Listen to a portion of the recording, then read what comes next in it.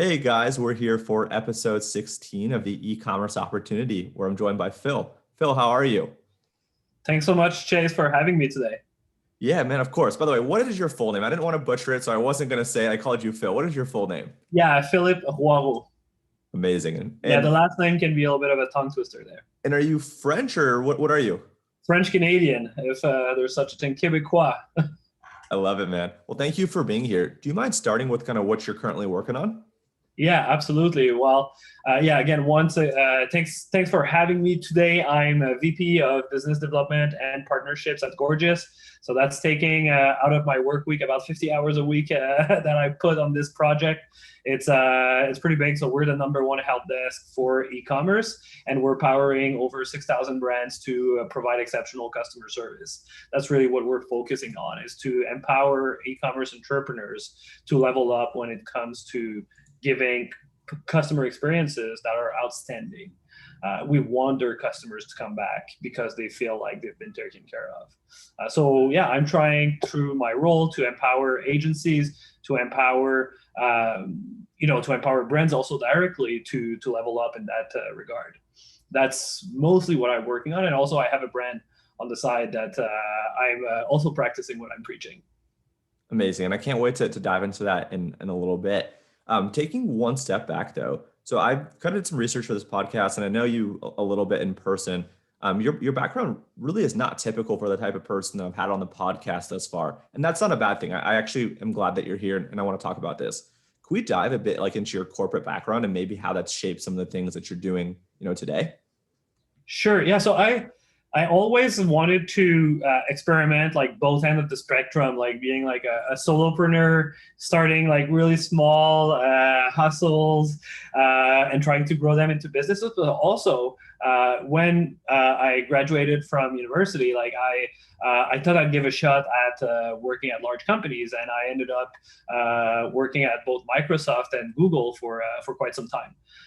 So I went from being like super entrepreneur focused in my early days, and then moving into large corporate IT tech, and then finding my path back into like more the startup world. And now we're transforming this startup where I'm at today from like the very small grindy startup into something that's like much more a bigger corporation. I don't know if that's a good or a bad thing, but that's where things are heading today. But yeah, it's interesting. Like this, the really big enterprise corporate day-to-day job really formats you to think in a certain way, that it's all about like building processes that are repeatable. So how can you like incorporate those repeatable, automatable processes in your daily job? And I think that's what really helped me then, like making the transition back into startups and helping this startup Gorgias become more and more organized and grow to where we're now today, like over 150 people. That's crazy, man. That's awesome. And then after you left Google, which I think was like your last kind of main corporate job, it Right. looked like you started like a food and beverage business. What inspired you to start that? What was it? How did it go? Yeah, so at Google, actually, they were serving us every day. I was working in Poland back in the days, and they would serve us this thing called kompot, which is like water with fresh fruits in them, and it's really refreshing with a little bit of sugar. It's really, really good. And every lunch, I would have this kompot water. And then I was like, oh, well, let me like bottle this up and like resell it North American style, and launch a business of like fruits and water bottles. And it seemed like a good idea at the time. I was like, yeah, I'll quit my job. I'll move like back to Canada, but to Toronto, where I had never really been, and I'll just start this business. And that's when I was still young and stupid. The beverage industry is a really bad industry in general. It's low margins. There's a lot of competition, but I was a little bit oblivious to that. And I was like, yeah, I'll make the first beverage that has real chunks of fruits in them. It was quite difficult, because just like the biggest part that had the biggest challenge, the first challenge that we had to overcome was the production process, where like how do you put at scale into like tens of thousands of bottles, like fresh or like pasteurized pieces of fruits on a production line that's not equipped for that. So we tried building robots and things like that to put the fruits in the bottle, but the robots were never accurate enough to like put only two pieces. So like for years we tried to crack the code on like putting fruits in bottles at scale, and we never got through like getting rid of the human part of that process, and it was really painful production. That's like we had this issue there that was like cutting a little bit in our margins, and then on the other side there's just like Coke and Pepsi that are locking down everything and really like driving the market down like by like the bottom. So it's a race to the bottom on pricing in the beverage industry, and there's really little margin. So if anybody's listening right now, like if you're thinking about launching a beverage business or food in general, really find like a place, a category where you have some margin to play with, because it's hard. There are other industries where you might find a little bit more gap to grow your business. Yeah, no, appreciate you sharing that. It's definitely some great advice. So how did you end up from all right, corporate, that how did you end up at Gorgias, and how long you've been there? And the second part of that question is not everyone that listens is going to start their own business, right? Some people work for agencies, some people work for brands, some people are freelancing. Not everyone has the aspiration to be like an entrepreneur. So how did you end up at Gorgias, and like what advice do you have for someone that is working at a corporation that wants to move up? Because you're a VP now. I think when you started, right, you might have been like a sales manager or some director type thing. Right. So yeah, the gap between the beverage business and Gorgias is actually quite interesting as well. So as like my beverage business was like kind of plateauing and like I was not finding the next level of growth in it, my best buddy actually was like, "Hey, look at this this thing called Shopify here." So he shows me like his dashboard and everything. I'm like, so he launched maybe like a month before like talking to me about it. And it's like, "Hey, look, I launched a month ago doing $500 a day in sales already, like drop shipping." I was like, "Well, you launched a month ago and like you've got some traction. That's pretty impressive." I'm like, "Oh, so I'll join you. I'll help you. We'll grow this thing."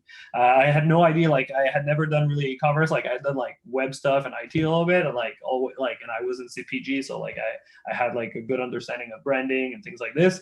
But like I was like, yeah, let's try drop shipping. So, and that was like in the good old days, like 4 or 5 years ago, when like things could scale really quickly. So we went from zero to like $15 million in sales in like about a year and a half. So we're like, holy cow, like this is amazing. Like it's crazy. You can just like add zeros to your Facebook campaigns and it goes up. It's like, and someday it dies and then you launch another product and it just keeps going, and it's pretty fantastic. But drop shipping like is not necessarily the most sustainable thing, and I was like, there was already some signals like 3 years ago that like, hey man, like it's hard to keep doing that forever. Like you really need to go in that brand building into like owning this. So we started having like some difference of vision. We wanted to keep on doing dropshipping. I wanted to build brands. So and we were the Gorgias's first large customer. Actually, we're the first enterprise customer at Gorgias. We didn't even know it at this time. We're driving maybe 25% of their revenue, of the Gorgias revenue, with like R1 license. We were on Zendesk before, and we wanted to improve. So I met Romain, Gorgias CEO, through that, because he was the sales guy at that time, and so he sold me on this platform. It was great. It was really like life-changing for us. We like were able to do a lot more with a lot less people on the customer service side. So I decided to come and run some growth tests with them, find out some growth channels while they were like finally hitting product market fit. So I joined Gorgias when we're about like 7 employees. There was like 2 engineers, the 2 founders, 2 growth interns, and like 1 sales executive. And I came and we just like experimented. And like one of the first things that we did, and actually which made me meet a lot of you guys, is we went to an event. It was the BGS event. And we went there, and it was just like tons of brands, tons of like, and we're just, yeah, here, look at this thing. And we're like buying this huge like 70-inch TV screen, and we're like setting up like a kind of like a theater room. And we're like, hey, sit here. I'll like sit you through a demo of Gorgias. And we're just like getting leads by the dozen. So like, yeah, I think like we figured out a way to grow this Gorgias business. Let's go do events. So then for the next year and a half, like we just got to travel the world, like doing all the e-commerce events that we could potentially find.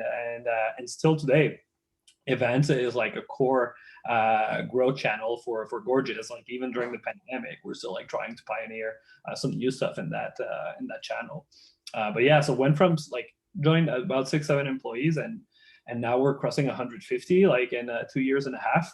So it's been quite it's been quite a road.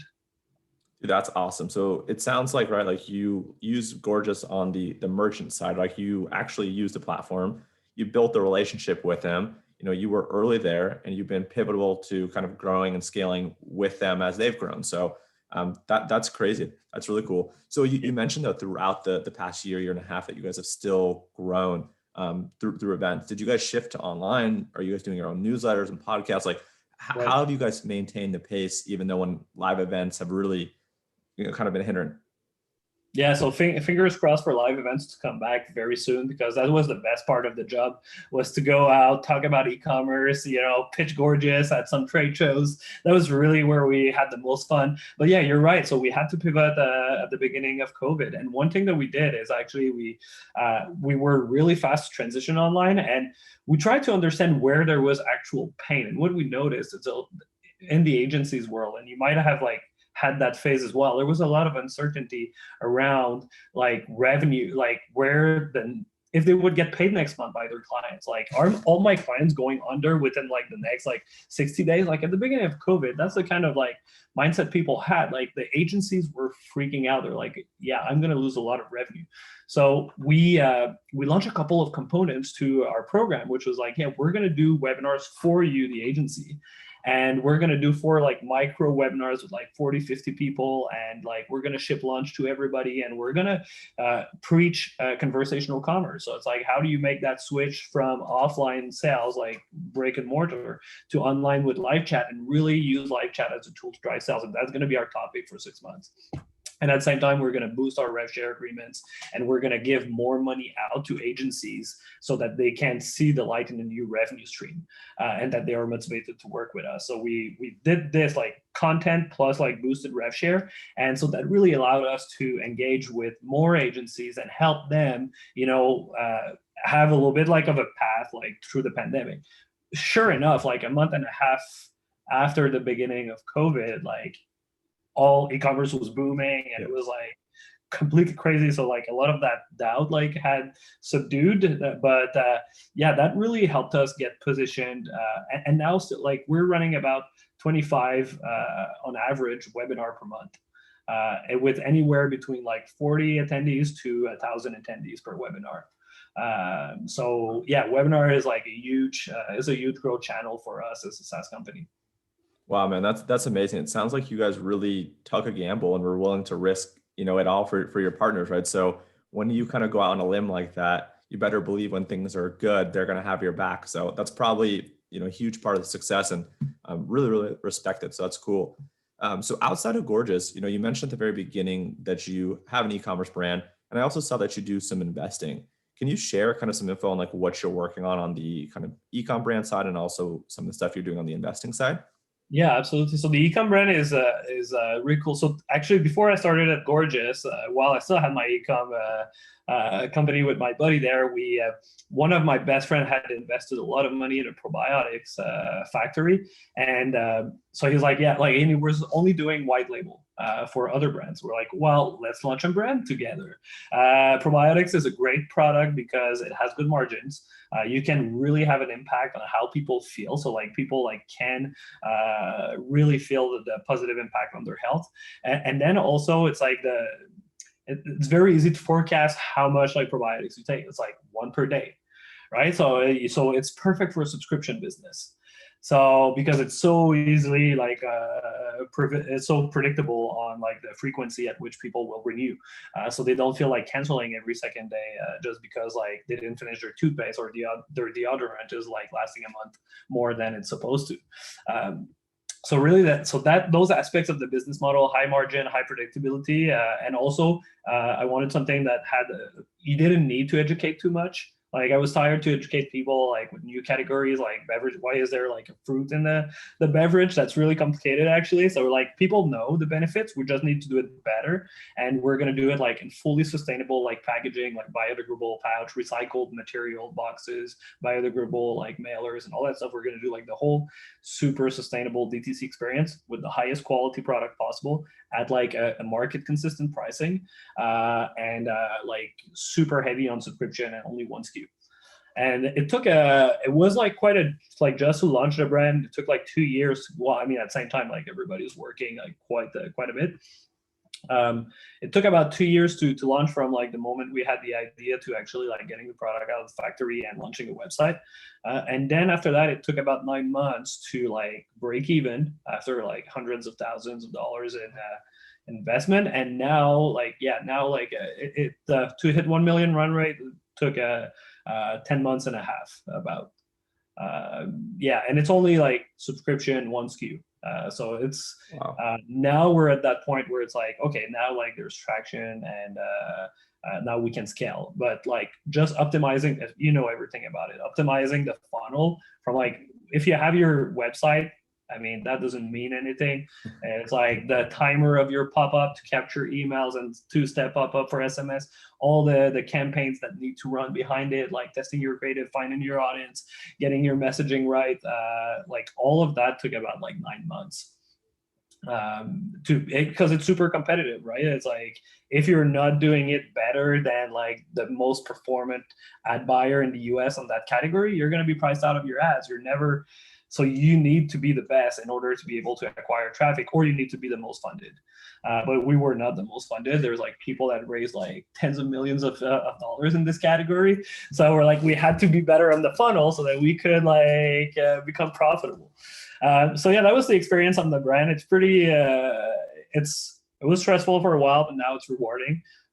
So that's good. And so my buddy is managing this business.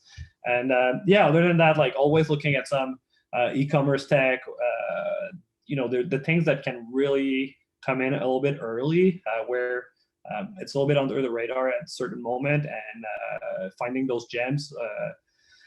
So right now, like I'm looking at a couple of video tools to just like potentially help a little bit and do some angel stuff in, because the game has shifted again a little bit. Like I'd say like 2020 was the year of the SMS. 2018 was like the year of Facebook Messenger. Obviously, email is always strong through that, but there's always something new that comes up and that like gains a lot of steam. Right now I think like we're at the beginning to see like the rise of video and like having video in more experiences through your customer journey than just like on your Facebook ads. Right? Like where else can you use video in an impactful manner? And there's a couple of startups that are looking at this challenge right now. And I find that pretty exciting. And obviously like that talks to us at Gorgias as well. It's like in the customer experience and the customer service space, like how can you use video? Like the obvious way is like two-way talks, like just with customer service agents. But I guess there's actually other use cases that some startups are tackling today and that are pretty interesting. Amazing. Well, first off, congrats on the brand. It sounds like it was quite the journey and roller coaster, but it probably feels good to finally get on the other side. Yeah, exactly. It's like, oh, finally, like I won't have to chip in again next month. That's great. That's like the most important part at this point. Yeah, like when the business sustains itself, right, and can invest in its own growth and doesn't require you or the other partners to invest cash into it, that's a beautiful day. So congrats on that side. On the investing side, so are you specifically focused on like, B2B and SaaS as opposed to like investing in, actual e-commerce brand? Is that kind of the emphasis that you're taking? Yeah, I think for the e-commerce brand, like I'm not like by any mean like a big player or anything. Like it's very seldom and like specific for the e-commerce brand. I think like I maxed out my contribution in my own brand. So like I'm just like so this is like the so yeah for e-commerce brand this one is enough. And then other than that, like yeah, I find like that there's more appetite for like Series A, like from the VCs, like in terms of pure number of SaaS, like there's less SaaS than brands, right? So, and there's more investment in SaaS, like in general, than in brands. So I find like if you can find them at seed round or like pre-series A, then there's like a good chance that if they find product market fit, that they're gonna get picked up by more institutional investors, and in turn, like that helps your position as like an early investor. Yeah, and look, like obviously you know the ecom brand side, right? You've done it a couple times before. You work with e-commerce brands day in and day out, but you went from being employee 6 or 7 and now there's 150 people there on the SaaS side, right? You guys have raised lots of money. You guys have scaled to it. I think you said like 5 or 6 thousand brands using the platform, something crazy like that. So like you are now basically able to take the playbook that you learned over the past 2, 3, 4, 5 years and really apply it here, right? Here's the ecosystem in which we do webinars, right? Here's the ecosystem in which we build our partner program. Like you're not having to start from scratch. Like you already know what makes sense, which is great. You're not just going to be money. If people wanted money, they probably wouldn't go to you, right? They'd go to these people that have tens of millions of dollars. They want to go to you because you have enough money and you have the strategic, right? Like I've been preaching this a lot about like strategic money and people that have distribution, and you have those things. So I think that makes a lot of sense. Yeah, it's a slightly different playbook SaaS from ecom, but there's a lot of things that are like similar. And that goes back to your question earlier. It's like, hey, what did you learn when you were in corporate? It's like, what are those key automation points where you can like add value and where it's gonna like compound over time? Like, so what's like, and for you, like specifically, is like, what's that like? What are those email flows like? What type of A/B testing on those flows can you do? Like, what are the most impactful one? And then like how can you add like more like value touch points in those flows, like for example like adding a referral program in your shipping confirmation. So like how can you incrementally like improve the quality of your touch points with your clients at scale automatically? And like so this is like what the skill set that like transfers across like all type of businesses nowadays, and I invite everybody to really think hard about as like how do you use all the automation tools that are at your fingertips to really start driving value to your client in a repetitive manner. If Yeah. you figure this out, you're going to be able to scale as long as you have product market fit first. But yeah. Yeah, honestly, could not agree more. That's great. A couple other questions I had for you. So you have 3 entities, 3 businesses, 3 organizations that you run, you're involved in. How do you split time? Like, what's your day to day, or what does your week look like? Right? I think you mentioned you spend about 50 hours a week on Gorgias. Like, I don't know if you have a family and you have kids. Like, how do you split your time across the businesses, and how do you maintain like a personal life? And that's the good side and the bad side of being in a pandemic right now. And I'm in Canada right now in Toronto, and we're still kind of in lockdown. So whereas before there was a lot of traveling and so on, all of this like screeched to a halt last year. So I've been like just the last 12 months, I've just been like, let's focus. Like it's the time of your life to hyper focus. There's like all the opportunities in your field right now that are right there, so let's seize them, and like we're gonna go out and party again like in a couple of years, because like right now it's like it's go time. There might not be another opportunity like this. So yeah, the last year, I mean, I need to be honest, like it's been like really like yeah, it's been a lot of work. It's been like 60 65 hours a week every week for the and there's a few times where like you need to like set yourself barriers, like yeah, less phone time, less screen time. Like how do you like just disconnect a little bit to like not cross that threshold where you're like going into like potential depression and things like that. So it's like it's a fine line of like working too much and like crossing over. So just like okay, there's an opportunity now, but at the same time like you needed to do it not in a way that's compromising for your health. Yeah, 50 hours a week on Gorgias, more or less. I have a 2-year-old son, like 20 months. I am expecting a daughter in like 2 months now. So Congrats. yeah, so expecting the second one coming around the corner, and yeah, maybe like 2-3 hours on the brand. It's pretty like that's pretty cool about that DTC stuff is like, and the tools like Klaviyo, like Gorgias, is like you're setting up system in place that can really automate a lot of the workload. So like there's a huge part of that business that's growing today that's like automated, and then we have an agency doing like the ads and like asking for a little bit of guidance on emailing, and then like it just like compounds over time. It's just like how do we build more automation that drives more value. So like that's where I spend like maybe 2 hours a week. It's like really how do I like automate more of that business. Yeah, and then the rest is more ad hoc, like project based, and will take maybe 1 hour a week. Yeah, that's great. Thank you for sharing that, and congrats again on the upcoming baby. That's really exciting. Yeah, that's going to be another challenge coming up. That's going to be fun. Yeah, I'm sure. Well, you got this.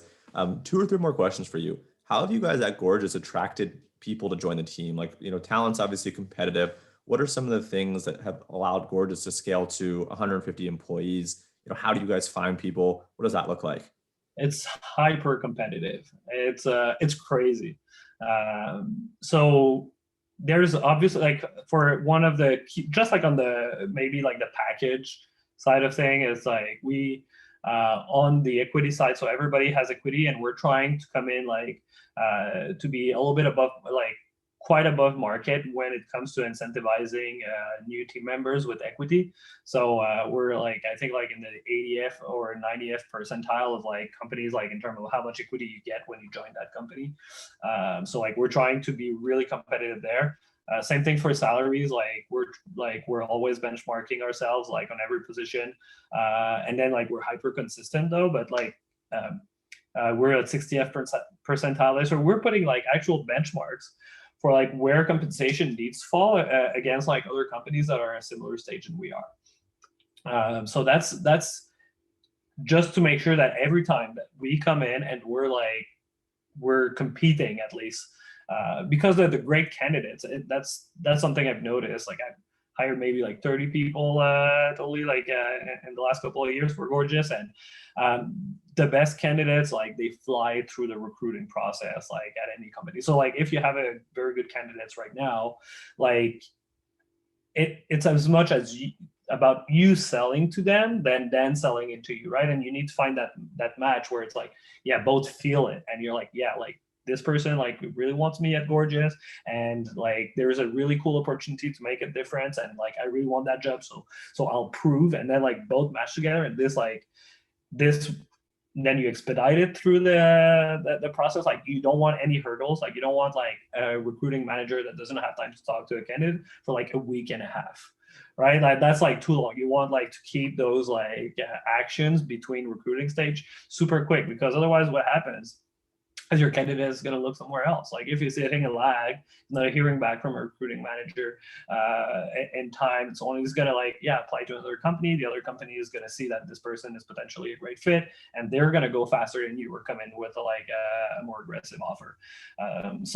Yeah, it's just like to recruit, it's really about like going fast. But then like obviously putting the right mechanism in place to vet if it's a great fit, and then like coming in with great offers.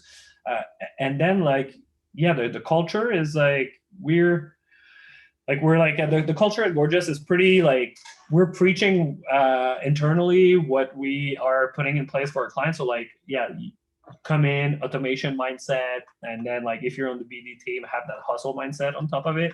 And then it's just like, yeah, like being able to demonstrate that people are accomplishing things like based on like those different characteristics depending on which team they're in, and displaying that success that they're having like on a regular basis is really motivating the whole team forward. So like that feedback loop of like success is really strong as well internally. Yeah, that's great. That makes a lot of sense. Like if you think about, right, like Gorgias, you're a tech company, right? So you are competing with the likes of really small tech companies. You're competing with the likes of Microsoft and Google, right, where you used to work.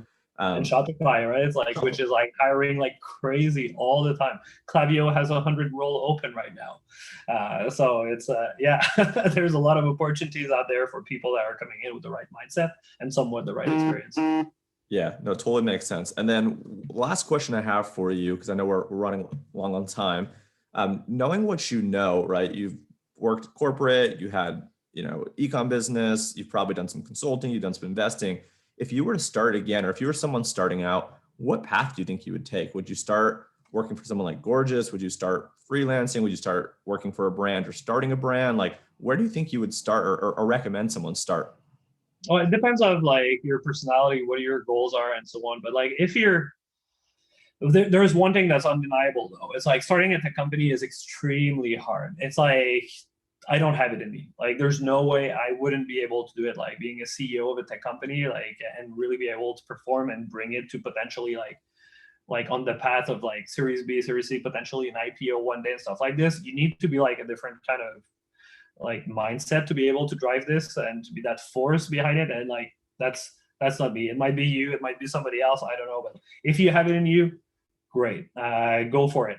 If you don't have it in you, but you want to be part of a journey like this, definitely like on like right now there's like that undeniable shift like toward like e-commerce and SaaS and so on. Like this, you can't just like avoid it. It's gonna happen. Like SaaS is gonna grow 3x, e-commerce is gonna go 3x over the next couple of years. So like you compound those two things together, it's like you're almost like finding like a winning horse like at every turn where you're looking. But like joining one of those companies in their early stage, like where you can really have the biggest impact and super accelerate your career, is really something that I encourage a lot of people to take a hard look at. And where do you find those companies? Well, so yeah, you want to be sure that they're positioned on an industry that itself is growing. And then like if there's another underlying trend that also accelerate the growth, like yeah, we're talking e-commerce plus SaaS together. Those are like two growing trends at the same time. So like you're pretty sure that anything in there that if they have their act together, it's like it's gonna kind of work. So you find like companies, and then you find like things that like are just starting to hit product market fit, and where like their clients are like super sticky, where people are really raving. So like, hey, it's really a tool that's making a difference, really like a brand that's making a difference. Yeah, and that's when you like, okay, this person is making a difference in their first pocket, and they have like one or two underlying trend that are growing, then this is a great place for you to go put yourself in order to grow your career and grow your wealth and grow yourself also as an individual by learning new skills and things like that. Amazing, dude. Great way to end it. Thank you so much for being here. What's the best way for someone to, use Gorgias? What's the best way for someone to work at Gorgias? What's the best way for someone to learn more about you? Best place for someone to connect? If you want a deal on Gorgias, just go on gorgias.com, get in the chat and say, hey, I heard about Gorgias on Chase's podcast, mention the word podcast, and we're going to give you the second month free and a better onboarding.